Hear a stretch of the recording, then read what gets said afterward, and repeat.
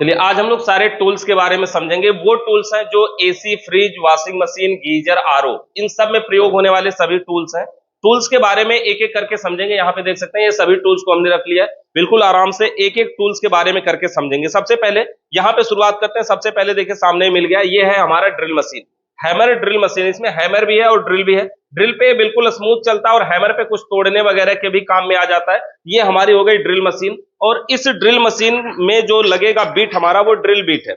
इस तरह से हमारे पास ड्रिल बीट होना चाहिए, अलग अलग साइजों का होना चाहिए, ताकि जहां जैसी जरूरत पड़े, कहीं पे केवल स्टैंड लगाना है तो वो लगाए, कहीं 9 इंच की दीवार और दीवार के आर पार करना है तो हमें बड़ा ड्रिल लगाना पड़ेगा। इस तरह से हमारे पास कई होने चाहिए। और देखिए ये भी हमारा ड्रिल बीट है जो 2 इंच का होल बनाएगा, यानी कि कहीं पे एसी का जब पाइप को आर पार करना हो तो उसके लिए ये प्रयोग किया जाता है। अगर इसको यहाँ पे लगाना हो, किसी भी बीट को लगाना हो, तो ये आगे का पोजीशन जो देखेंगे सभी की जो मोटाई है वो एक ही जैसा है। आगे ये बड़ा हो छोटा हो उससे फर्क नहीं पड़ता, लेकिन आगे की जो मोटाई है जो यहाँ पे लगेगा इसमें, वो सभी का बराबर है। यानी अगर इसको लगाना चाहे तो लगाने के लिए कुछ नहीं करना है, नॉर्मल बस इसमें लगा करके और इसको दबा देना है खाली, तो ये लग जाएगा। नॉर्मल दबाने से लग जाएगा भले से, लेकिन निकालेंगे सीधा तो ये निकलेगा नहीं। निकालने के लिए इसको यहां से ऐसे थोड़ा सा ऐसे नीचे दबा करके ऐसे खींचेंगे, ये इसमें से बाहर निकल जाएगा। और ये कोई भी बीट हो, छोटी बड़ी चाहे कोई भी बीट हो, हम इस तरह से इसको लगा सकते हैं, सीधा लग जाता है। निकालने के लिए ऐसे दबा करके बाहर निकालना होता है, ऐसे ये बाहर निकल जाएगा। ये हमारा हो गया ड्रिल मशीन। ड्रिल मशीन के बाद यहाँ पे हम कोई टूल शुरू में ही कर देते हैं। ये देखिए हमारे पास है ट्यूब कटर। ट्यूब कटर का कार्य होता है कापर की पाइप को काटना। जैसे ये कापर की पाइप है और इस पाइप को काटने के लिए ट्यूब कटर का प्रयोग किया जाता है। ये जो पाइप होती है, इस पाइप को ट्यूब बोला जाता है और इस पाइप को काटने वाले कटर को, यानी इस ट्यूब को काटने वाले कटर को ट्यूब कटर बोला जाता है। पाइप को काटने के लिए इसको पहले देखिए ऐसे ढीला करेंगे। जब ढीला करेंगे तो ये ऐसे पीछे की साइड जाता है, अगर इसको टाइट करेंगे तो ये ऐसे आगे की साइड जाता है। ऐसे अगर इसको हम पूरा ढीला कर लें तो ऐसे देखिए पीछे जाएगा।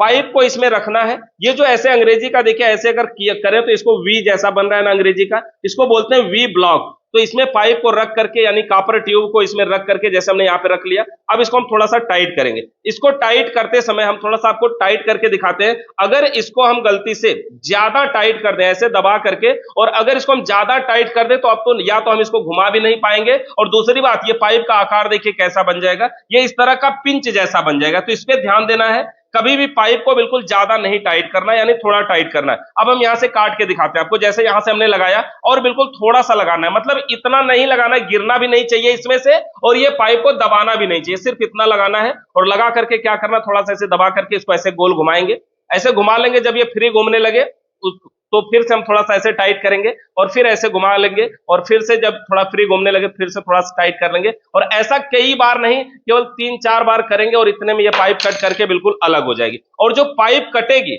इसका जो बारी देखेंगे ना, बिल्कुल गोल, मुलायम और बढ़िया तरीके से कटेगी। अगर इसको आरी ब्लेड या किसी और तरीके से काटा जाता तो ये इतना बढ़िया नहीं कटेगी जितना बढ़िया ये इससे कट रही है।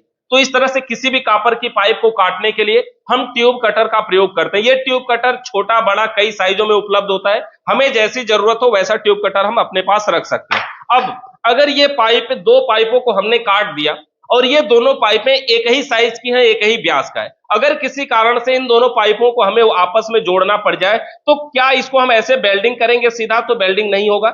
एक पाइप को दूसरे के अंदर डालना पड़ेगा। किसी एक पाइप को दूसरे के अंदर डालने के लिए या तो किसी के व्यास को हम बढ़ाएं या तो फिर किसी के व्यास को घटाएं। तो घटा तो हम पाएंगे नहीं, क्योंकि ऐसा कोई टूल्स नहीं आता जिससे व्यास घटाया जाए, और घटाएंगे तो जगह भी तो कम हो जाएगी। तो इससे अच्छा है कि हम इसके भीतरी व्यास को बढ़ाते हैं। बढ़ाने के लिए यहां पे हमें क्या करना होगा, स्वैंगिंग टूल का प्रयोग करना होगा। वो पाइप गिर गई, उठाइएगा।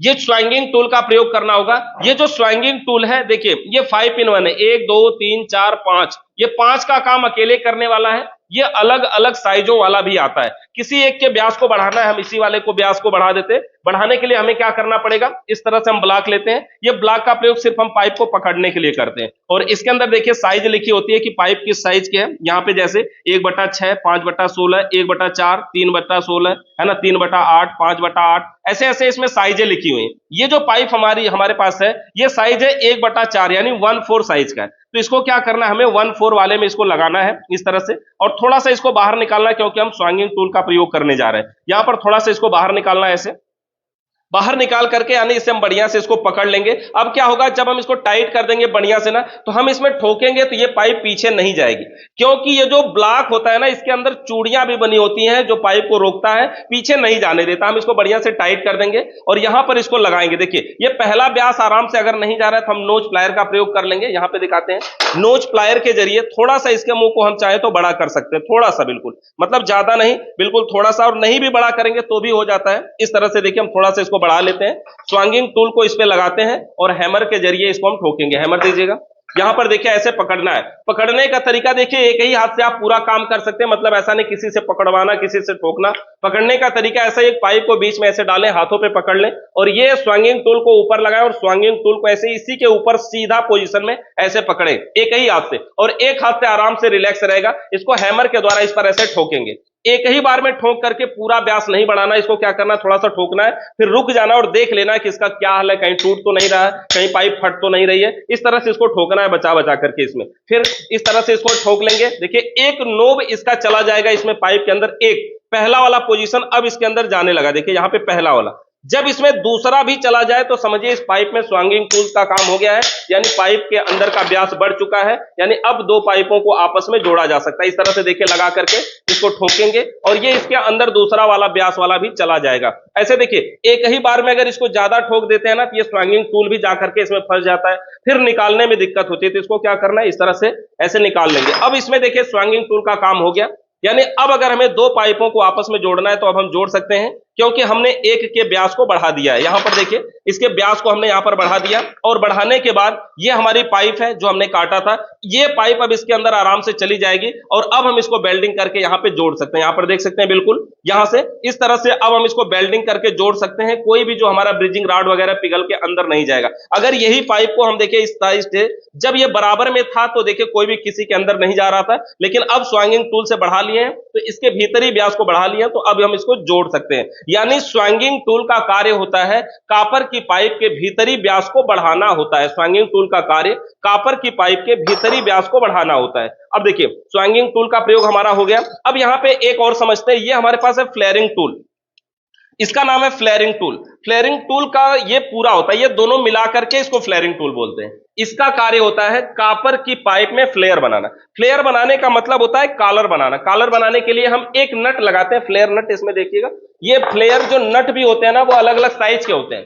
मतलब पाइप के साइज के अनुसार होते हैं। तो 1/4 वाला दीजिएगा। देखिए ये हाफ साइज का है, ये इसके साइज का नहीं है, 1/4 साइज यानी 1/4 ये वाला देखिए नट लग जाएगा। ये फ्लेयर नट है 1/4 साइज का, इसको लगाना है। अब इसमें लगाने के लिए देखिए अगर इधर से हम पाइप में डालें हो तो इधर से ये बाहर निकल जाएगा। यहाँ पे देखिए वैसे ये कुछ है नहीं, ये थोड़ा सा कटा हुआ है, यहाँ पे बेल्डिंग हुआ था इसलिए नहीं निकल रहा है यहाँ पे, तो ये इसमें से बाहर निकल जाएगा इस तरह से। लेकिन हमें क्या करना है, जैसे देखिए इधर से हम उल्टा करके इधर से डाल रहे हैं, यहां से ये पाइप इसमें से बाहर निकल रही है ना।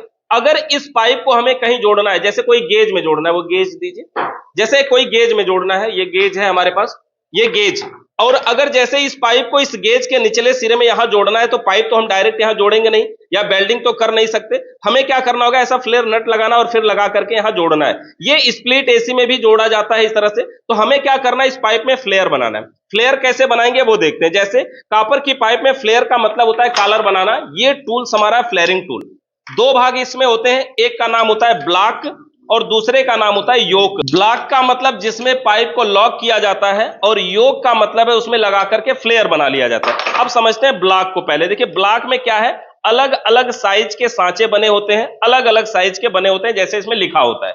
अब इस ब्लॉक के अंदर जिस साइज की पाइप हो उस साइज को लगाना है। किसी भी तरफ से लगा सकते हैं ऐसा नहीं है। इसके अंदर देखेंगे ना इस ब्लॉक में, तो ये एक साइड का इसका किनारे किनारे का जो बारी है ना, ये ऐसे गोल जैसा बना है। देखेंगे यहां पर देखिए ऐसे गोल जैसा बना है, एक तरफ से ऐसे गोल जैसा, और दूसरी तरफ इसमें देखेंगे जो बारी है वो खड़ी बारी है।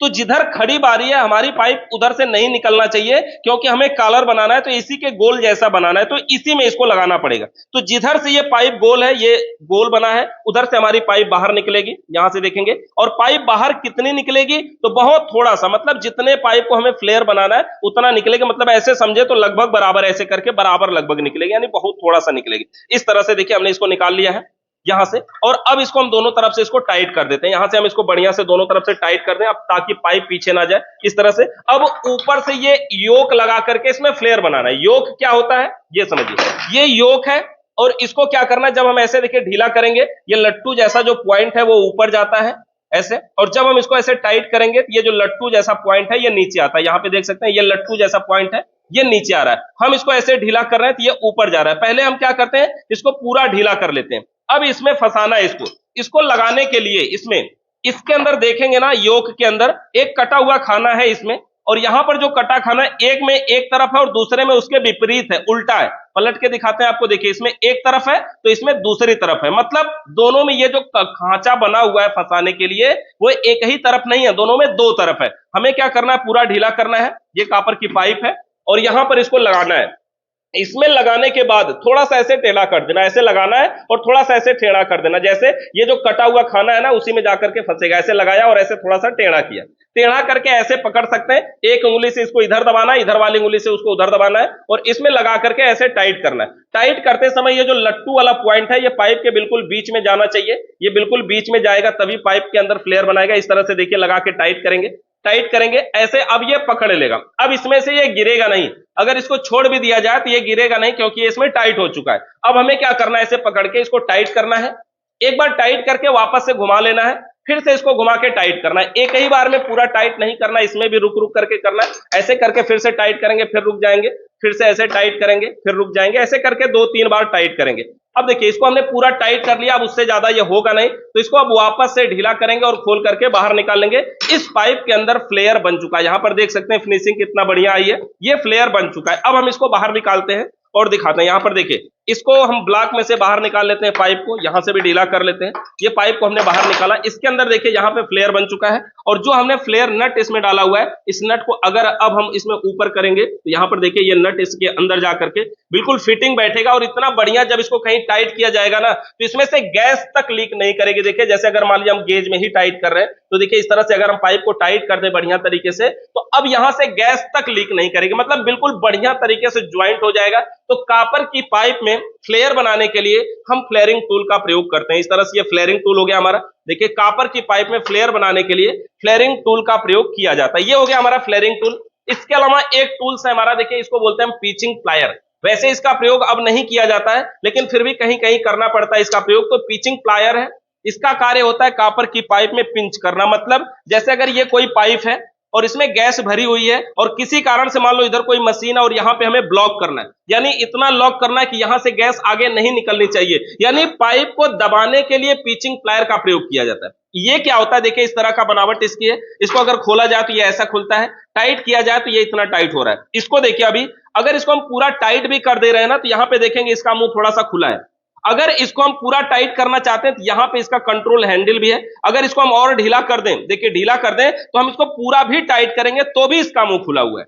और अब हम यहां से इसको कंट्रोल कर सकते हैं, इसको सेट कर सकते हैं कि जिस पाइप को हमें दबाना है उसे कितना दबाना है। क्या पूरा सटा के दबाना है तो हम पूरा सटा के भी दबा सकते हैं। यहां पर देखिए बिल्कुल गैप हमने नहीं छोड़ा, पूरा दबा दिया। अब यहां से हम इसको पीछे खींचते हैं और जिस पाइप को पिंच करना है उसको इसमें लगाएंगे। यहां पे जैसे हमने यहां पे लगाया, देखिए यहां पे इसको लगाएंगे ऐसे और लगा करके इस पिचिंग प्लायर को पूरा दबाएंगे। और जब ये पूरा दबाएंगे तो ऐसे खटके के साथ ये इसी में बैठ जाएगा, फिर अपने से खुलेगा नहीं, इस तरह से बैठ जाएगा। तो समझिए ये पिंच हो चुका है। अब पिंच हो गया तो खुलेगा कैसे, तो ये यहां पर एक दूसरा जो लोहा दिया गया होता है इसी के साथ ऐसे दबाएंगे, ये ऐसे खटके के साथ इसमें से खुलेगा। देखिए ऐसे। अब ये जो पिंच हुआ है अभी इसको देखिए कितना बढ़िया तरीके से पिंच हुआ। अगर किसी नॉर्मल प्लायर वगैरह से अगर इसको दबा दिया जाता तो पाइप कट जाती और वहां से लीक होने के चांस होते, लेकिन ये पिचिंग प्लायर के द्वारा दबाया गया इसलिए यहां पे लीक नहीं होगा, बढ़िया तरीके से दब जाएगा। ये होगा हमारा पिचिंग प्लायर। ये भी देखिए ये भी एक प्रकार का ब्लॉक ही है, बस ये इस समय नई टेक्नोलॉजी में नया ब्लॉक आया हुआ है। यानी जो ब्लॉक ये वाला है वही चीज ये है, ये दोनों चीज एक ही है लेकिन बनावट दोनों की अलग है और काम दोनों का एक ही है, केवल देखने में दोनों अलग अलग। इसमें अलग अलग साइज के सांचे बने हैं और इसमें एक ही सांचा है जो किसी भी साइज की पाइप को फिट कर लेगा। मतलब जैसे ये पाइप है, अगर इस पाइप को इसमें लगाना है, इसमें लगा के पकड़ना है तो कुछ नहीं, बस पाइप को उसमें डालना और इसको टाइट करते जाना है। इसको जब टाइट करते हैं ना, इसका मुंह देखो चारों तरफ से बंद होता है। यहां पे देखेंगे कि इसका मुंह चारों तरफ से बंद होता है और पाइप को ये ऐसे पकड़ लेता है। ये वही चीज है, जो काम वो करेगा ब्लॉक, वही ब्लॉक ये भी है, बस इस समय ये थोड़ा सा नई टेक्नोलॉजी में थोड़ा अच्छा आया हुआ है, इस तरह का ये ब्लॉक है। तो ये हो गया हमारा ब्लॉक और योक यानी फ्लेयरिंग टूल। अब हम यूज करते हैं, यहां पर देखेंगे हमारे पास एक गेज है।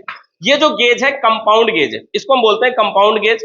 क्योंकि ये पहली पहचान तो यही है कि ये ब्लू कलर का गेज होता है, कंपाउंड गेज हमेशा ब्लू कलर का होता है। इसके जरिए हम एसी फ्रिज में गैस चार्ज करते हैं और वैक्यूम करते हैं। वैक्यूम का मतलब ये होता है कि सिस्टम के अंदर की नमी को बाहर खींचते हैं। इसमें सुई देखेंगे तो जीरो पे है, यहां पे देख सकते हैं बिल्कुल जीरो पे सुई है, और अगर जीरो से नीचे आए यहां पे तो -30 तक इसमें ऑप्शन होता है। यहां पर ग्रीन कलर से लिखा हुआ है, देख पाएंगे शायद, तो -30 तक इसमें ऑप्शन है, यानी इसमें सुई माइनस में भी जा सकती है और प्लस में भी जा सकती है। यानी अगर हमारे पास ये कंपाउंड गेज है तो हम सभी काम कर सकते हैं, प्रेशर भी चढ़ा सकते हैं, वैक्यूम भी कर सकते हैं, गैस चार्ज कर सकते हैं, सारे काम कर सकते हैं। लेकिन ये स्पेशल बना किसके लिए? वैक्यूम करना और गैस चार्ज करना, ये दो काम के लिए बना हुआ है। ये जो गेज होते हैं अलग अलग पीएसआई के आते हैं, जैसे ये वाला देखेंगे 350 पीएसआई का है, ये ऐसे ही 500 पीएसआई का भी आता है, 700 पीएसआई का भी आता है, 1000 पीएसआई का भी आता है। तो यहां पर देखेंगे हमारे पास जो है अभी 350 पीएसआई का ये गेज है। इसके अंदर देखेंगे पाइप जोड़ने के लिए 2 पॉइंट होता है, एक साइड से इनपुट और दूसरी साइड से आउटपुट होता है। गेज का निचला सिरा हमेशा सिस्टम में जोड़ा जाता है, यानी फ्रिज में या एसी में या जिस भी सिस्टम में गैस भर रहे हो उसमें जोड़ा जाता है, क्योंकि गेज का निचला सिरा का संपर्क सुई से हमेशा बना रहता है। अगर इसके हैंडल को देखिए, जैसे इसके हैंडल को अगर हम ढीला कर दें और इधर से फूंके तो हवा इधर से निकलेगी, इधर से फूकेंगे तो हवा इधर से निकलेगी। लेकिन अगर इसके हैंडल को बंद कर दें तो हवा किसी भी तरफ से नहीं निकलेगी, ना तो इधर से फूकने पे इधर आएगी, ना तो इधर से फूकने पे इधर जाएगी, किसी भी तरफ से नहीं जाएगी। लेकिन हैंडल बंद कर देने के बाद भी अगर निचले पॉइंट में हम प्रेशर दें इसको, यानी बहुत जोर से इसमें प्रेशर दें, तो इसकी सुई ऊपर बढ़ती है। कहने का मतलब बस यही है कि अगर हैंडल बंद रहे तो भी गेज का निचला सिरा का संपर्क सुई से हमेशा बना रहता है, लेकिन साइड वाला संपर्क बंद हो जाता है हैंडल बंद होने के बाद। ये कंपाउंड गेज है, इसमें हमेशा नीचे वाला सिरा फ्रिज में जोड़ा जाता है या फिर एसी में जोड़ा जाता है या फिर वाटर कूलर में या फिर डीप फ्रीजर में, मतलब सिस्टम में जोड़ा जाता है। और साइड वाला सिरा हमेशा जहां से गैस लाते हैं, जैसे वर्कशॉप कंप्रेसर में या वैक्यूम पंप में या रेफ्रिजरेंट सिलेंडर में, ये उसमें जोड़ा जाता है। और ये जो बीच में देख रहे हैं, ये जो शीशा दिख रहा है ना, पारदर्शी शीशा, इसके अंदर से हमारी गैस दिखाई देती है। जब वो लिक्विड के रूप में या किसी भी रूप में जब इसमें प्रवाहित होती है तो हमें दिखाई देती है कि हाँ हमारी गैस प्रवाहित हो रही है, कोई दिक्कत नहीं है। ये बढ़िया है, हमारा कंपाउंड गेज है। और इसी तरह का हमारे एक मैनीफोल्ड गेज होता है, वो मैनीफोल्ड दीजिएगा। मैनीफोल्ड का मतलब ये होता है कि इसमें प्रेशर गेज और कंपाउंड गेज दोनों जुड़े होते हैं, यानी ये प्रेशर गेज और कंपाउंड गेज का मिश्रित रूप होता है। देखो, जो गेज ये काम करेगा वही काम ये भी करेगा, बस अंतर ये कि इसमें 2 गेज है, यानी प्रेशर नापने के लिए अलग है और कंपाउंड गेज यानी कि वैक्यूम करने के लिए अलग है। ये वाला जो गेज है देखिए हमारा, ये 250 पीएसआई तक है, वो वाला भी दिखाए थे वो 350 पीएसआई तक था। तो ये कंपाउंड गेज, ये प्रेशर गेज है, इसमें देखिए ये 500 पीएसआई तक, यहाँ पे लिखा है ना 500, ये 500 पीएसआई तक के प्रेशर को नाप सकता है। अब ये जो मैनीफोल्ड गेज है, इसमें देखिए 2 पाइप यहां लगी हुई है, एक पाइप इसमें और लगाने की जगह है। जैसे अगर हम कोई पाइप यहां पे कोई भी लगा देते हैं इस तरह से, तो इसमें 3 पाइप लगाने की जगह होती है। इस तरह से देखिए, इसमें 3 पाइप लगाने की जगह होती है। इसका प्रयोग कैसे करते हैं कि इसका जो बिचला सिरा होता है, बीच वाला, वो इनपुट होता है और दोनों साइड साइड के आउट होते हैं। मतलब इसमें भी वही फार्मूला काम करता है कि जिस गेज का हमें प्रयोग करना हो उस गेज का जो निचला सिरा है वो सिस्टम में जोड़ा जाएगा। यानी अगर फ्रिज में लगा रहे हैं तो उसी गेज का वही निचला वाला सिरा सिस्टम में जोड़ा जाएगा।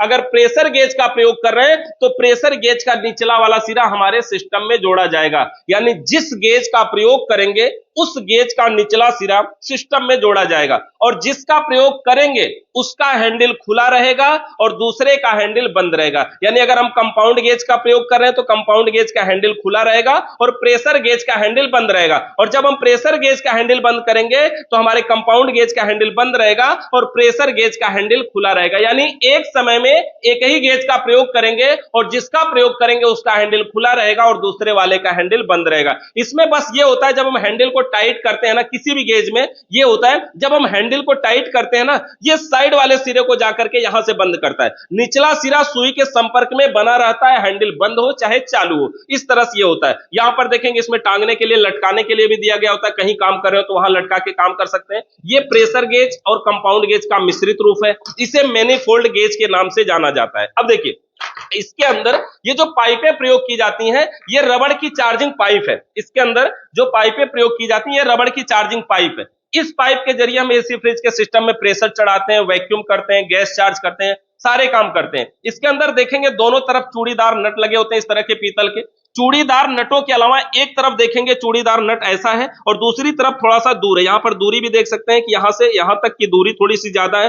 दूसरी बात कि ये थोड़ा सा टेढ़ा होता है। देखिए ऐसा नहीं है कि ये टेढ़ा हमने किया है, ये ऐसा ही होता है, ये थोड़ा सा टेढ़ा होता है और एक तरफ कोई भी टेढ़ा नहीं होता है। जिधर टेढ़ा होता है उधर के अंदर अब देखेंगे अगर, तो जिधर टेढ़ा होता है उसमें थोड़ी सी पिन होती है और जिधर टेढ़ा नहीं होता है सीधा होता है उधर कोई भी पिन नहीं होती है। यानी इस चार्जिंग पाइप में एक तरफ में पिन होती है और दूसरे तरफ में कोई भी पिन नहीं होती है। जो पिन वाला सिरा है उसको पिन की तरफ जोड़ना पड़ता है, यानी कि कहीं भी जैसे जहां पर भी अगर कहीं एनआरबी वाल्व वगैरह है तो उसमें लगा रहे हैं तो उसमें जोड़ेंगे, क्या करेगा ये एनआरबी को जाकर के दबाएगा और पिन दबेगी तभी गैस अंदर जा सकती है या फिर बाहर आ सकती है। तो इस तरह से ये होता है हमारा चार्जिंग पाइप। ये रबड़ की पाइप है और ये जो पाइप है ना ये मार्केट में अलग से खरीदना पड़ता है। देखिए इस प्रकार का ये एनआरबी है ना, ये एनआरबी वाल्व, इसके अंदर एक पिन होती है और उस पिन को जब हम इस नट को इस पे टाइट करते हैं तो ऐसे लगा करके इसको हम टाइट कर सकते हैं। देखिए इस तरह से लगा के हम टाइट कर सकते हैं ताकि अब ये बढ़िया से टाइट हो जाए और इसमें गैस अंदर जा सके और बाहर आ सके। और ये पिन वाला सिरा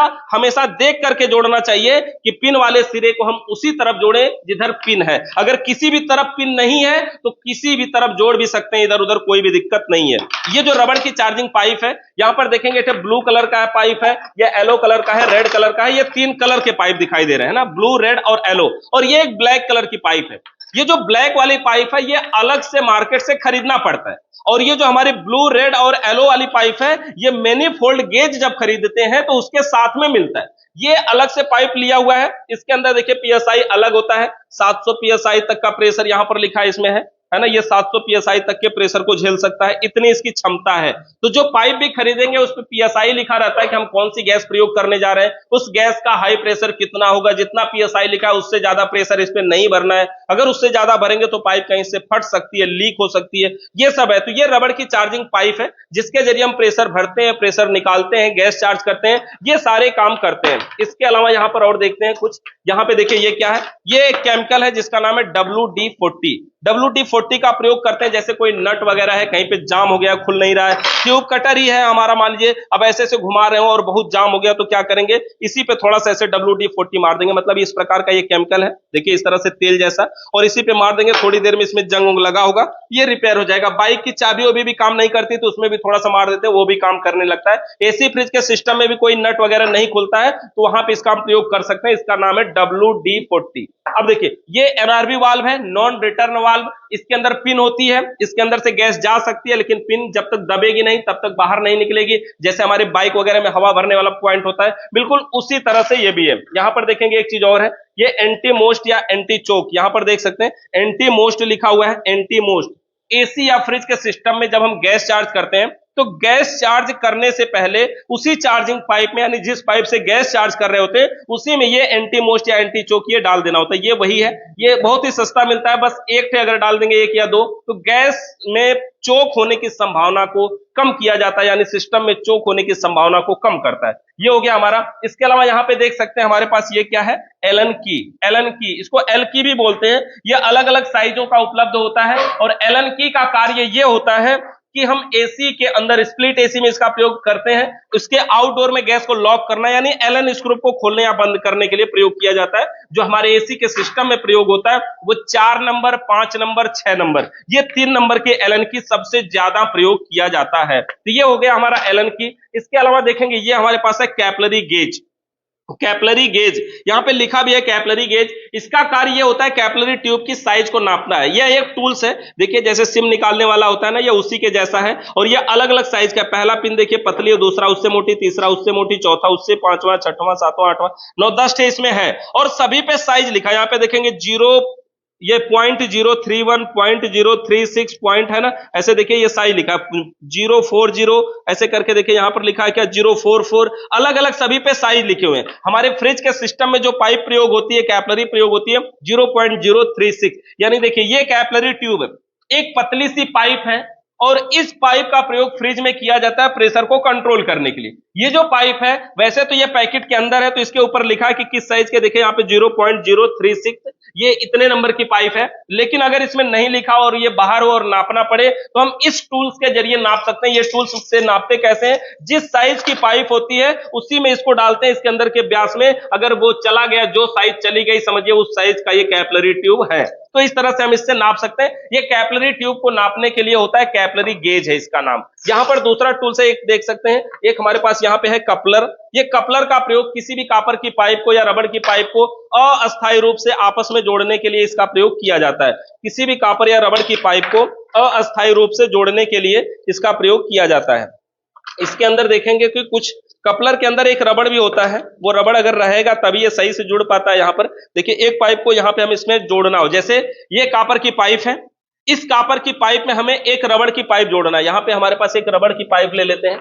अब अगर इस रबड़ की पाइप को इस कॉपर की पाइप में जोड़ना है तो देखिए, इसको तो हम यहां लगा के वेल्डिंग तो कर नहीं सकते, इसको हमें क्या करना होगा, ये कपलर लगाना है इसमें। तो कैसे लगाएंगे, ये कपलर है ऐसे दो सिरों में, कपलर का पीछे जो सुराख है इसमें कॉपर की पाइप को अपने पहले डाल देंगे। यहां पे देखिए, कॉपर की पाइप को इसमें हम डाल के अंदर कर देंगे, बिल्कुल इसमें ऐसे डाल देंगे। और डालने के बाद ये लगा करके ऊपर से इसको टाइट करेंगे, ऐसे नट को ऊपर से नट को लगा के इसको हम टाइट करेंगे, पूरा इसको ऐसे टाइट कर देंगे, बस ये टाइट हो जाएगा। अब इसमें से हमारी जो कॉपर की पाइप है वो इसमें से बाहर नहीं निकलेगी, देखो बिल्कुल बढ़िया से जुड़ जाएगी। और अब आगे हम चाहें तो ये रबड़ की पाइप को इसमें टाइट कर सकते हैं। यानी अगर ये जो पाइप है, ये कॉपर की जो पाइप है, समझिए ये कोई फ्रिज का कंडेंसर होता या फ्रिज का एवापोरेटर होता, तो उसके अंदर हम प्रेशर भर सकते हैं, उसके अंदर प्रेशर भर के लीकेज वगैरह चेक कर सकते हैं, एसी वगैरह में भी कर सकते हैं। इस तरह से कॉपर और रबड़ की पाइप को अस्थायी रूप से यानी कुछ समय के लिए अगर हम जोड़ना चाहते हैं तो जोड़ सकते हैं। इसका नाम है कपलर। और ये जो कपलर है ये भी अलग अलग साइजों में उपलब्ध हो जाते हैं, जैसे ये 1/4 पाइप के लिए, उसी तरह से हाफ साइज की पाइप के लिए या अलग अलग साइजों की पाइप के लिए ये कपलर आते हैं। तो जिस भी साइज की हमारी पाइप हो उस साइज का हमें कपलर लेना पड़ता है। तो ये 2-3 साइज है, मतलब ऐसा भी नहीं कि बहुत सारी साइज हैं, 2-3 साइज में आते हैं। ये यहां पर देख सकते हैं, ये क्या है, वायर कटर या वायर स्टीपर भी बोलते हैं इसको, या इंसुलेटर कटर के नाम से भी जानते हैं। तार को छीलने या काटने का प्रयोग किया जाता है। ये तार के ऊपर ये जो रबड़ होता है ना, यानी ऐसी वस्तु जिसमें विद्युत प्रवाहित नहीं होती है उसे इंसुलेटर कहते हैं। और उसी इंसुलेटर को काटने वाले कटर को इंसुलेटर कटर कहते हैं, यानी वायर कटर भी कहते हैं। यहां पर देखेंगे, ये हमारे पास है टी रिंच। जो टी रिंच होता है ये अलग अलग साइज का हम प्रयोग करते हैं। ये टी गोटी और टी रिंच अलग अलग भी आते हैं कि ये गोटी अलग रहेगी और ये रिंच अलग रहेगा। ये फिक्स वाले भी आते हैं। देखिए, फिक्स वालों में ये फायदा है कि ये कहीं पे खोता नहीं है, लेकिन अलग अलग वालों में फायदा ये कि वो जगह कम घेरता है। ये कहीं पे हैंडल रहेगा आपके पास और चारों साइज ले सकते हैं, लेकिन यहां पर देखिए सबके लिए अलग अलग हैंडल वाला हमें लेना पड़ेगा। इस तरह से ये जो हमारे सिस्टम में प्रयोग होता है, एसी फ्रिज वॉशिंग मशीन के सिस्टम में जो प्रयोग होता है वो 8 नंबर, 10 नंबर, 12 नंबर और 13 नंबर, 4 हम सबसे ज्यादा प्रयोग करते हैं। 8, 10, 12, 13। यहां पर देखेंगे, ये वाला देखिए, ये अलग से गोटी वाला, देखिए इस तरह से अगर गोटी लगाना हो तो इस तरह से भी हमारा ये भी वही है, टी रिंच। यहां पर देख सकते हैं एक चीज हमारा है, ये टेफ्लॉन टेप। इसका कार्य होता है किसी भी चूड़ियों पे अगर कहीं पे पाइप को टाइट कर रहे हैं और अगर वहां लीकेज हो रहा है तो हम वहां पे लगा सकते हैं। जैसे यही चूड़ी है और इसी में अगर हम रबड़ की पाइप टाइट कर रहे हैं तो हमें क्या करना है, टेफ्लॉन टेप लगाना चाहिए। यहां पर देखेंगे ये टेफ्लॉन टेप है और ये टेफ्लॉन टेप देखिए यहां पे खुला कहां से है, इसको निकालते हैं और यहां पर देखिए ये टेफ्लॉन टेप है। अब अगर इसको लगाना है तो लगाने का भी इसका थोड़ा सा तरीका होता है कि कैसे भी करके, वैसे तो लपेट दे तो भी कोई बात नहीं है, लेकिन अगर तरीके से लगाना चाहे तो देखिए इसको लगाने का तरीका, पकड़ने का तरीका कुछ ऐसा है, इस तरह से लगाएंगे और उल्टा दिशा में। कभी भी टेफ्लॉन टेप को लगाएं तो देखो ऐसे पकड़ेंगे अगर ना, तो इस तरह से देखिए ये टाइट भी होता जाएगा, ज्यादा खुलेगा भी नहीं, और ऐसे उल्टा करके ऐसे लपेटते जाएंगे इसी पर, बिल्कुल उसी पे बिल्कुल परफेक्ट तरीके से ये लपटाएगा उसमें टेफ्लॉन टेप। बिल्कुल भी ज्यादा नहीं खुलेगा और ज्यादा बिल्कुल नहीं खुलेगा। अगर हम देखो आगे से करते तो ये ज्यादा हो जाता और उल्टा होता, तो अगर हम इसको ऐसे उल्टा करके इसको टेफ्लॉन टेप को लगाते हैं तो ये बिल्कुल बढ़िया तरीके से लग जाएगा। और अब अगर हमें हमारी कोई पाइप वगैरह है और उसे टाइट करना है तो इस तरह से हम इस पे लगा के बढ़िया से टाइट कर सकते हैं, कोई भी दिक्कत नहीं होगी। तो ये होता है हमारा टेफ्लॉन टेप। ये हमारा पीवीसी टेप है, जो कहीं वायर वगैरह में कहीं जोड़ होता है तो वहां पर इसको लगाते हैं। और यहां पे देख सकते हैं ये हमारे पास है मैलेट। मैलेट का मतलब होता है लकड़ी या प्लास्टिक का हथौड़ा, यानी जहां कहीं पे बॉडी पे या हल्की चोट मारने की जरूरत हो वहां पर हम इस मैलेट का प्रयोग करते हैं। ये हो गया हमारा मैलेट। इसके बाद हमारे पास देखिए एक चीज ये है पाइप बेंडर। कॉपर की पाइप को मोड़ने के लिए पाइप बेंडर का प्रयोग किया जाता है। कॉपर की पाइप को सुरक्षित तरीके से मोड़ने के लिए पाइप बेंडर का प्रयोग किया जाता है। देखिए वैसे ये हमारे पास पाइप है, ये थोड़ा सा पिचकी भी है, हम इसी को मोड़ के देखते हैं। देखिए होता क्या है पाइप बेंडर, ये जो बेंडर है ये 3 in 1 1 2 3 खांचे बने हैं, मतलब ये 3 साइज की पाइपों को मोड़ सकता है। कौन कौन सी साइज की पाइप को मोड़ सकता है, तो इसमें यहां पे लिखा है, देखेंगे 1/4 5/16 और 3/8 यहां पे लिखा है 1/4 5/16 और 3/8 3 साइज की पाइपों को मोड़ने के लिए है। किसी एक साइज में लगाते हैं, देखिए सबसे पतली 1/4 के लिए है, इसको ऐसे सीधा कर लिया और पाइप को यहां पे मोड़ना है तो इसको लगाया पाइप को ऐसे, यहां पर देखेंगे ये वाला जो लोहा है ना इसको अड़ेगा और हमें क्या करना है, फिर इसको ऐसे सटाना है और फिर जहां से हमें जरूरत पड़े ये हैंडल पकड़ के खाली उसी के साथ साथ ऐसे मोड़ेंगे तो पाइप बिल्कुल गोल बढ़िया और मुलायम तरीके से मुड़ जाएगी। यहां पर देखिए ये पाइप खिंचा गया थोड़ा, ये कहीं पे लगा नहीं और छोटी पाइप है इसलिए इधर से आ गया, इसलिए इसको भी फिर अगर देखो यहां से पकड़ रहे हैं तो वो मोड़ रहा है ना। दूसरी पाइप मोड़ करके देखते हैं, जैसे देखिए हमारे पास ये दूसरी पाइप है, इसको मोड़ के देखते हैं। यहां पे हमने पाइप को लगाया, जहां पर भी मोड़ना है हमें पाइप को यहां से, और पाइप को ऐसे लगा करके ऐसे पकड़ लिया और पकड़े अगर रहेंगे तो फिर कहीं नहीं जाएगा और बिल्कुल बढ़िया से देखिए ऐसे गोल तरीके से ऐसे मोड़ते जाएंगे और बिल्कुल 180 डिग्री मोड़ दिया हमने। देखिए ये 45 डिग्री 90 डिग्री 135 डिग्री और 180 डिग्री जितना मोड़ना चाहे उतना मोड़ सकते हैं। अब इस पाइप को निकाल करके दिखाते हैं, देखिए कितना बढ़िया मोड़ा। अगर हम हाथ से मोड़ते हैं ऐसा ना तो कभी नहीं इतना बढ़िया मोड़ पाता है ना, और कहीं पे पिंच हो जाता है तो गैस ब्लॉक हो जाती है, गैस का संचार नहीं होता तो फिर वो काम नहीं करता या हमारी एसी फ्रिज ठंडा नहीं करती। ये पाइप बेंडर है, कापर की पाइप को मोड़ने के लिए पाइप बेंडर का प्रयोग करते हैं। ये जो पाइप बेंडर है ये तो 3 in 1 वाला है, देखिए ये भी पाइप बेंडर है, ये स्प्रिंग टाइप का है। ये जो स्प्रिंग वाला बेंडर है इसके जरिए ये भी अलग अलग साइजों का आता है, जिस साइज की पाइप हो उसके हिसाब से आता है। और ये इनर साइड आउटर साइड दोनों आता है। इनर साइड का मतलब ऐसा भी आता है जो पाइप के अंदर जाकर के मोड़ा जा सके और ऐसा भी आता है जो पाइप के बाहर लगा करके इसको मोड़ा जा सके अपनी जरूरत के हिसाब से। तो ये स्प्रिंग वाला बेंडर है। इसके अलावा सबसे मजबूत वाला ये हाफ साइज का है, 1/2 यानी हाफ साइज की पाइप को मोड़ने के लिए ये भी हमारा पाइप बेंडर ही है। और इसमें भी मोड़ने का तरीका बिल्कुल वही है, यहां सीधा फंसाएंगे और फिर ऐसे लगाएंगे और ऐसे घुमाना शुरू करेंगे और जितना घुमाएंगे देखिए 45 डिग्री 90 डिग्री 180 डिग्री इसमें भी लिखा है और पूरा इसको घुमा करके ऐसे मोड़ सकते हैं। तो इस तरह से ये हो गया हमारा देखिए पाइप बेंडर, ये हैवी वाला जो हाफ साइज की पाइप के लिए प्रयोग किया जाता है। अब इसके अलावा यहां पर देखते हैं हमारे पास ये है देखिए वेल्डिंग गन। ये वेल्डिंग गन में इसमें 3 भाग हैं, ये अकेले वेल्डिंग गन नहीं है, ये जो इतना है इसको हम बोलते हैं ब्यूटेन गैस। क्या लिखा है, ओनली ब्यूटेन फ्यूल यहां पे लिखा हुआ है, यानी इस कैन के अंदर जो गैस है वो ब्यूटेन गैस है, ज्वलनशील गैस है या एलपीजी या ब्यूटेन भी इसको बोलते हैं लोग, लेकिन इसके अंदर जो गैस होती है वो ब्यूटेन गैस होती है। इससे हम कहीं पे आग जलाते हैं या कहीं पे गर्म करते हैं या वेल्डिंग करने का कार्य करते हैं। ये हमारी एक गैस हो गई, ऊपर हमारा ये जो है वेल्डिंग गन हो गया और गन के आगे ये जो है ना ये टॉर्च पत्ती भी बोलते हैं, यानी ये पत्ती है, इसको हमें यहां पे लगाना है। पत्ती को ऐसे लगा लिया हमने।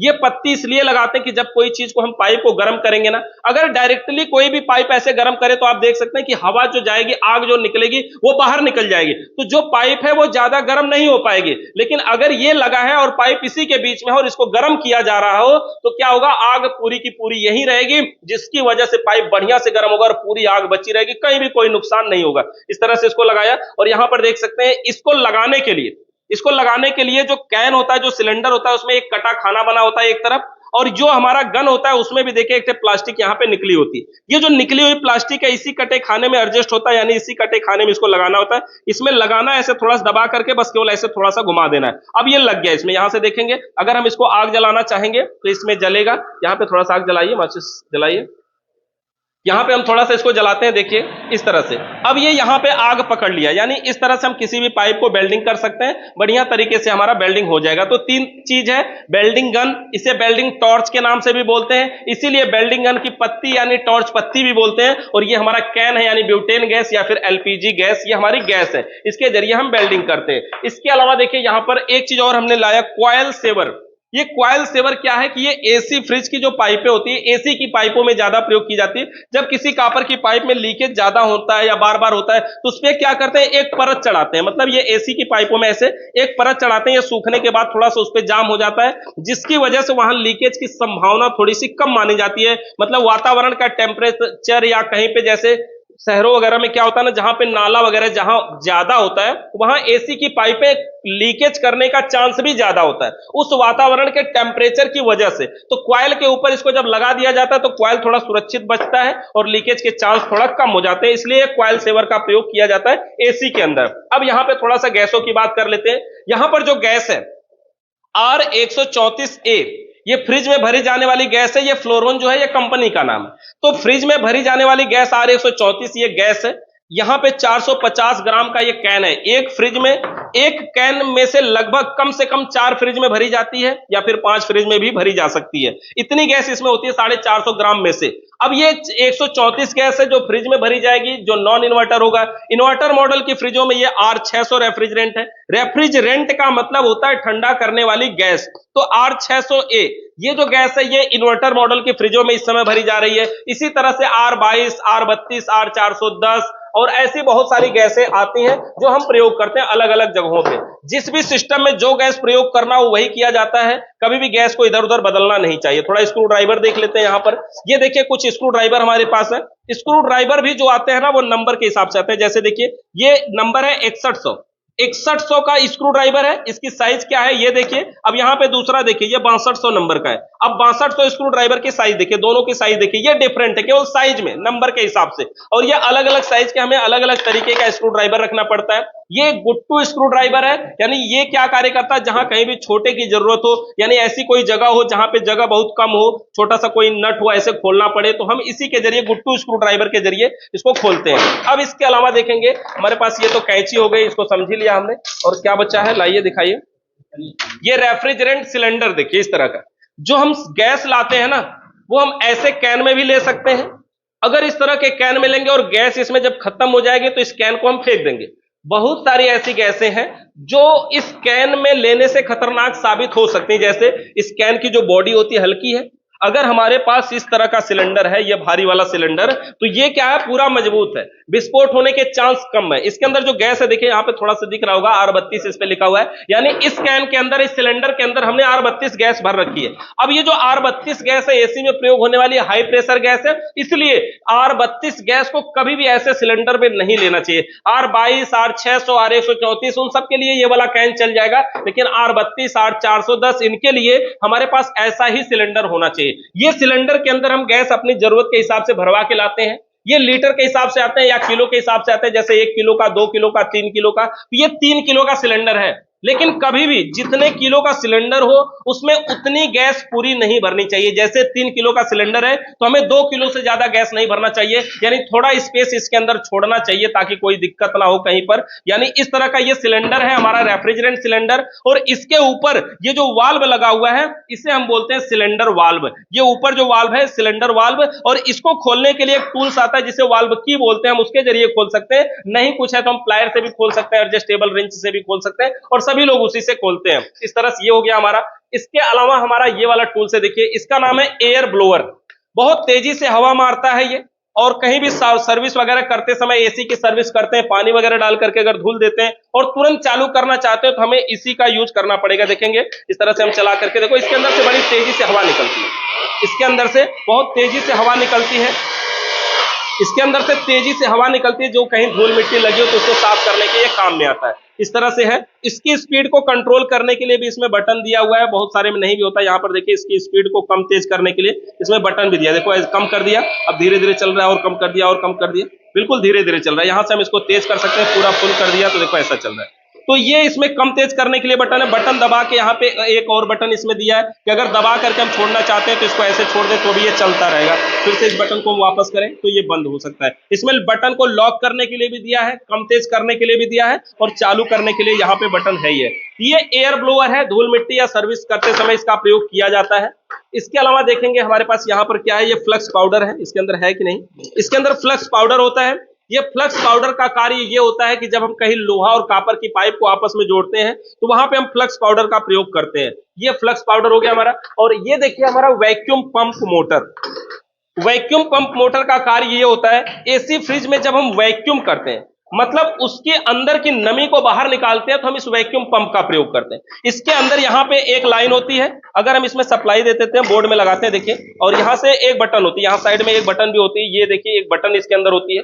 इस बटन को ऑन करना पड़ता है, और ऑन करने के बाद ये वैक्यूम पंप चालू हो जाता है। यहाँ से देखिए हम बटन को ऐसे, यहाँ से हवा को ये खींच रहा है, यहाँ से हवा को यहाँ से ये खींच रहा है। बहुत सारे लोग कंफ्यूज रहते हैं, अगर खींच यहाँ से रहा है तो फेंक कहाँ से रहा है, फेंकने के लिए तो कोई जगह नहीं है, तो यहाँ से फेंकता है। लेकिन इसमें से तो ऑयल भरा जाता है, तो ऑयल नहीं, ये चूड़ियों पे नहीं होता, इसको अगर ऐसे सीधा ऊपर निकाले ना ऐसे, तो देखेंगे इसके किनारे किनारे की बॉडी की बनावट ऐसी है कि हवा इसमें से निकलती है, इस पे रहता है तब भी हवा निकलती है। मतलब यहाँ साइड साइड में जगह इसमें छुटी है, ये प्लास्टिक उठा हुआ है ना, इसी के साइड साइड में जगह छुटी है, तो यहाँ से हवा बाहर निकलती है। निकली हुई हवा का प्रयोग हम नहीं कर सकते, हम सिर्फ इसी का प्रयोग करते हैं वैक्यूम करने के लिए, यानी अंदर की हवा या नमी को बाहर खींचने के लिए इस वैक्यूम पंप का प्रयोग करते हैं। ये वर्कशॉप कंप्रेसर की अपेक्षा तेज काम करता है, जल्दी काम करता है और जल्दी वैक्यूम भी कर देता है। और क्या बचा हुआ है दिखाइए, यहां पर देखेंगे ये है CTC.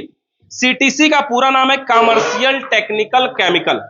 Commercial technical chemical. CTC का कार्य ये होता है कि जैसे कोई पाइप है, ये अगर कंडेंसर है या फ्रिज की पाइप है या लोहे वगैरह की है, तो इसमें क्या होता है बार बार अंदर की साइड में जंग लग जाता है, मतलब पाइप के अंदर, बाहर नहीं अंदर, और उस जंग को हमें छोड़ाना पड़ता है, साफ करना पड़ता है। अगर उस जंग को नहीं छोड़ाएंगे वो जंग झड़ेगा, झड़ करके कहीं इकट्ठा होगा, इकट्ठा होकर जाम हो जाएगा, जाम हो जाएगा तो गैस का बहाव रुक जाएगा, और गैस का बहाव रुकेगा तो हमारे फ्रिज हो चाहे एसी हो ठंडा नहीं करेगी।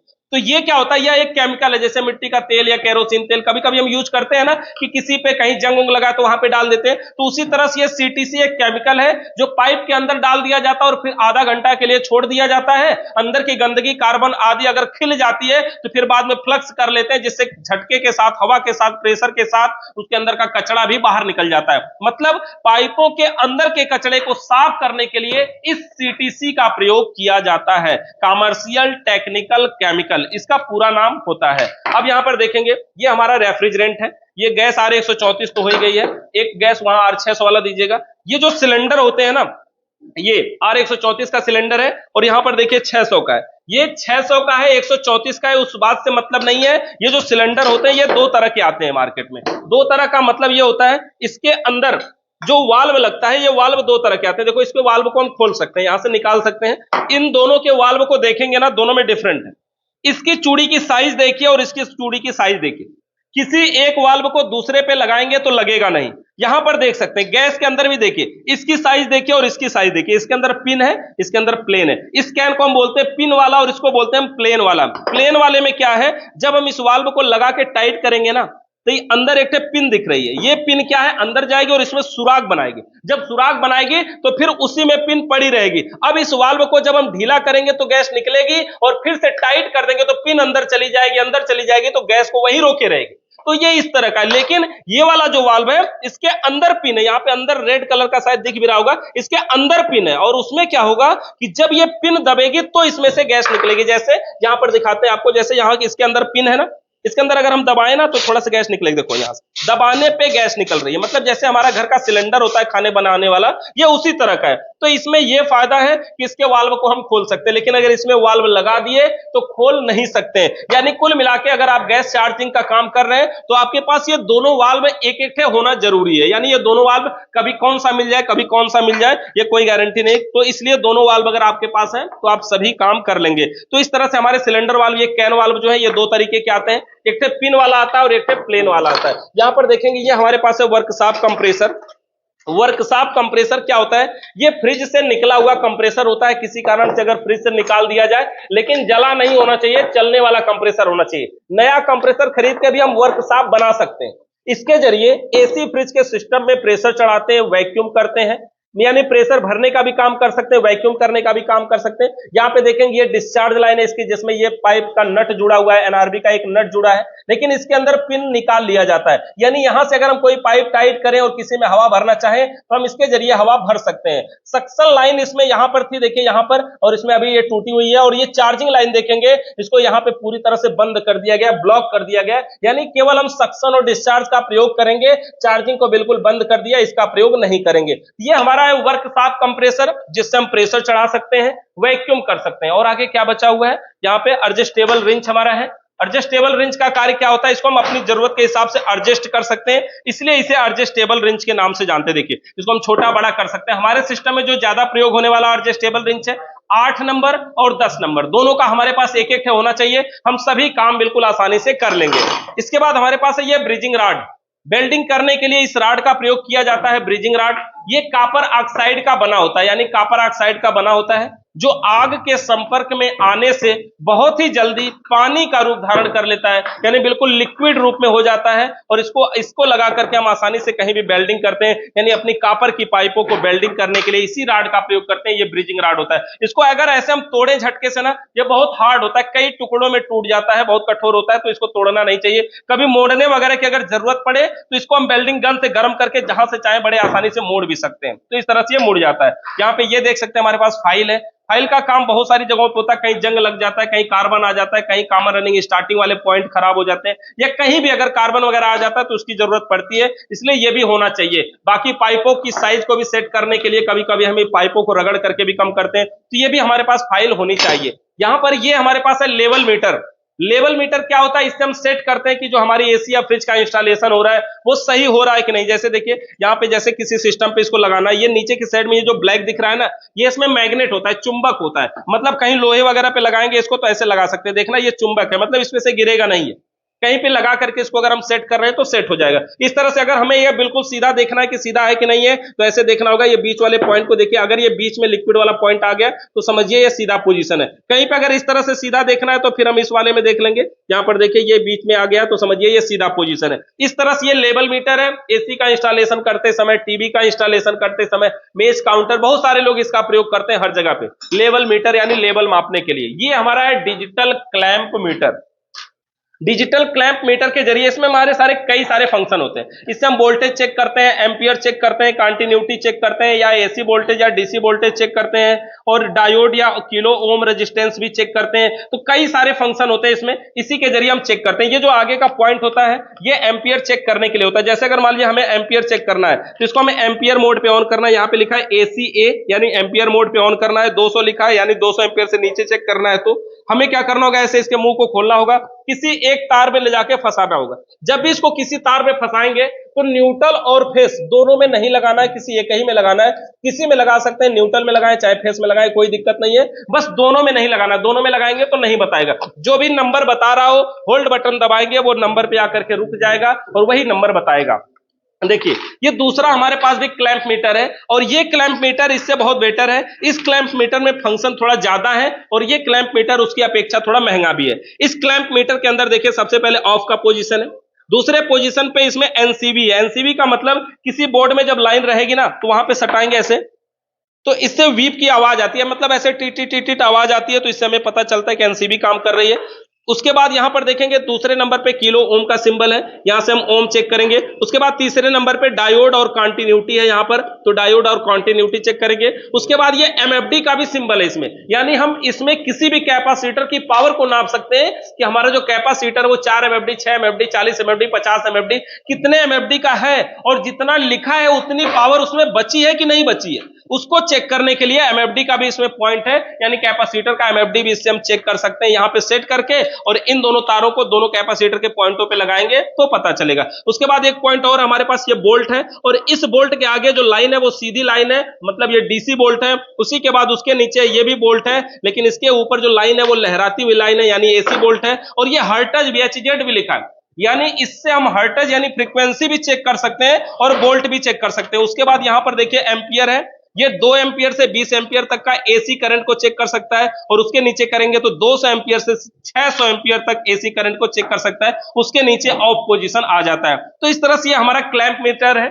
डिजिटल क्लैंप मीटर, जिसके जरिए हम इतने सारे फंक्शन को चेक कर सकते हैं। हमारे पास एक दूसरा भी मीटर है, और ये जो मीटर है सिर्फ एमएफडी मीटर है, यानी सिर्फ कैपेसिटर की पावर को चेक करने के लिए प्रयोग किया जा सकता है, बाकी और कुछ चेक नहीं होता। लेकिन हमारे पास ये जो अभी क्लैंप मीटर ये वाला है ना, इससे हम एमएफडी भी चेक कर सकते हैं और बहुत सारे काम में आ जाता है। लेकिन इसलिए ये वाला क्लैंप मीटर हमारा सबसे अच्छा है, इससे खाली हम एमएफडी चेक कर सकते हैं और कुछ नहीं कर सकते। और उसी तरह का ये भी क्लैंप मीटर है, छोटी साइज का क्लैंप मीटर है, इस तरह से देख सकते हैं। और इसमें भी बिल्कुल वही सारे फंक्शन है, 20 एम्पियर, 200 एम्पियर तक एम्पियर चेक करने के लिए, 400 एम्पियर तक एम्पियर चेक करने के लिए, यहाँ पे 600 वोल्ट एसी तक चेक कर सकते हैं, यानी एसी वोल्टेज, यहाँ पे 600 वोल्ट डीसी तक चेक कर सकते हैं, ये कंटिन्यूटी है, और ये 200 किलो ओम तक का रेजिस्टेंस चेक कर सकते हैं, और यहाँ ऑफ पोजीशन है। ये सारे हो गए। अब इसके अलावा टेढ़ा इसको नहीं करना है, इसको सीधा ही पकड़ना होता है, इसके अंदर तेल होता है, नहीं तो वो गिर जाएगा। यहां पर देखेंगे ये हमारे पास है एसी का सर्विस पंप, और बड़ी बात ये देखना, इस पे लिखा है 2000 वाट, यानी ये 2000 वाट लाइट लेकर के चलेगा। 1500 वाट कम से कम आता है, ये 1500 से बड़े ही आते हैं। 2000 वाट का है इस तरह से, और ये 150 बार 7 लीटर पर मिनट यानी 7 लीटर पर मिनट पानी ये खर्च करेगा। इस तरह से है 7 लीटर पर मिनट, हाँ इस तरह से ये काम करेगा। तो ये हमारा सर्विस पंप है। एसी का सर्विस करते समय इसका प्रयोग करते हैं। देखिए इसकी पाइपें वगैरह यहाँ पे सब है, तो पाइपें वगैरह लगा करके इस गन से हम क्या करते हैं, पानी मारते हैं। इसके आगे का जो पोजीशन होता है, ये घुमाने से इसमें फुहारा या फिर पतली धार या मोटी धार ऐसे हम कर सकते हैं। यानी एसी की सर्विस करते समय अगर पतली धार करके बिल्कुल कंडेंसर या किसी एवापोरेटर पे मार देंगे तो उसका फिन्स मुड़ जाएगा, फिर वो बढ़िया से कूलिंग नहीं कर पाएगा। तो फुहारा करके मारना चाहिए। बाकी जहां पे जैसी जरूरत वहां पे पतला या मोटा यहां से कर सकते हैं। इसके अंदर देखना ये भी फंक्शन दिया हुआ है कि इसमें हम सरफ या शैम्पू जो कुछ भी लगाना चाहते हैं घोल दें, और घोलने के बाद इसको सेट करें और फिर पानी को मारे, तो इसमें से थोड़ा सरफ भी निकल करके जाएगा और पानी भी निकल के जाएगा, यानी झाग बन करके आगे जाएगा। तो उसके लिए यहां पर भी इसमें फंक्शन दिया हुआ है। ये सभी में नहीं होता है, कुछ कुछ में होता है। तो इस तरह से इसमें भी ये फंक्शन है। बाकी बहुत सारी चीजें और भी कुछ बचा हुआ है। तो इस तरह से ये देखिए हमारे पास है केबल टाई। केबल टाई का कार्य ये होता है कि जब कहीं तार वगैरह को बांधना हो तो हम उससे बांधते हैं और बांध करके लॉक करते हैं। इसके जरिए हम बिल्कुल लॉक कर देते हैं। बाकी सारी चीजें इसी का है, सर्विस पंप की बहुत सारी चीजें। हाँ, ये आरओ का कटर है, आरओ की पाइप को काटने वाला कटर, आरओ कटर, और आरओ का टीडीएस भी यहाँ पे था, आरओ का टीडीएस मीटर। तो ये है आरओ का टीडीएस मीटर। देखिए इस तरह का आरओ का टीडीएस मीटर है। ये किसी भी आरओ के पानी को या नॉर्मल पानी को टीडीएस को चेक करने के लिए काम में आता है। यानी जो हमें टीडीएस पीना चाहिए वो 50 से लेकर के 150 के बीच वाला टीडीएस का पानी ठीक माना जाता है, शुद्ध माना जाता है। 50 से नीचे यानी ज्यादा शुद्ध पानी पीना भी स्वास्थ्य के लिए हानिकारक होता है और ज्यादा गंदा पीना भी हानिकारक होता है। इसलिए 50 से 150 के बीच में ठीक ठाक पानी माना जाता है। तो इस तरह से हमारे ये बेसिक चीजें हैं टूल्स के। इन टूल्सों से रिलेटेड आपका अभी भी कोई सवाल या सुझाव है तो कमेंट करके जरूर बताइए। वीडियो देखने के लिए आप सभी का बहुत बहुत धन्यवाद।